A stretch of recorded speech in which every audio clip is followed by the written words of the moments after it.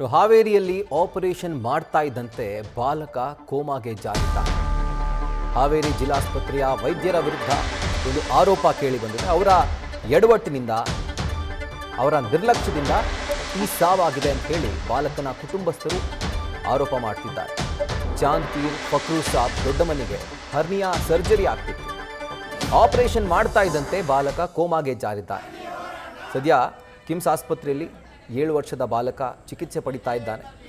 And ಸಿಬ್ಬಂದಿಯ ವಿರುದ್ಧ, ವೈದ್ಯರ ವಿರುದ್ಧ ಕುಟುಂಬಸ್ಥರು ಒಂದು ಆಕ್ರೋಶವನ್ನು ವ್ಯಕ್ತಪಡಿಸಿದ್ದಾರೆ. ಜಿಲ್ಲಾಸ್ಪತ್ರೆಯ ಮುಂದೆ ಅವರು ಪ್ರತಿಭಟನೆ ಕೂಡ ಮಾಡಿದ್ದಾರೆ.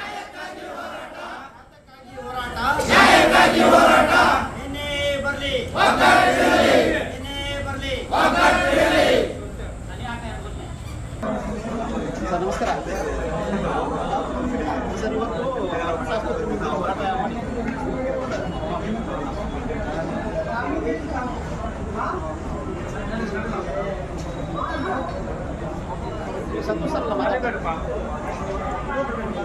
ಏಳು ವರ್ಷದ ಚಾಂದ್ಪೀರ್ ಫಕ್ರೂಸಾಬ್ ದೊಡ್ಡಮನಿ ಈತನಿಗೆ ಅಂದರೆ ಈ ಬಾಲಕನಿಗೆ ಹರ್ನಿಯಾ ಚಿಕಿತ್ಸೆ ಮಾಡಬೇಕಿತ್ತು.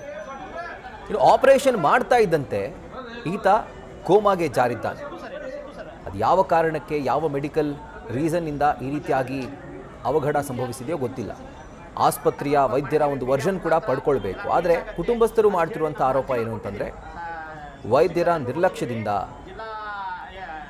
ಈ ರೀತಿಯಾಗಿ ಅಥವಾ ಅವರ ಒಂದು ಎಡವಟ್ಟಿನಿಂದ ಈ ರೀತಿಯಾಗಿ ಅಚಾತುರ್ಯ ಸಂಭವಿಸಿದೆ ಅಂತ. ಬಟ್ ಅಲ್ಲೇನು ಅನಸ್ತೇಷಿಯಾ ಓವರ್ಡೋಸ್ ಆಗಿದೆಯಾ ಅಥವಾ ಬೇರೆ ಯಾವುದಾದ್ರೂ ಒಂದು ಮೆಡಿಕಲ್ ರೀಸನ್ ಇದೆಯಾ, ಇನ್ನಷ್ಟೇ ಮಾಹಿತಿ ಲಭ್ಯವಾಗಬೇಕಾಗಿದೆ.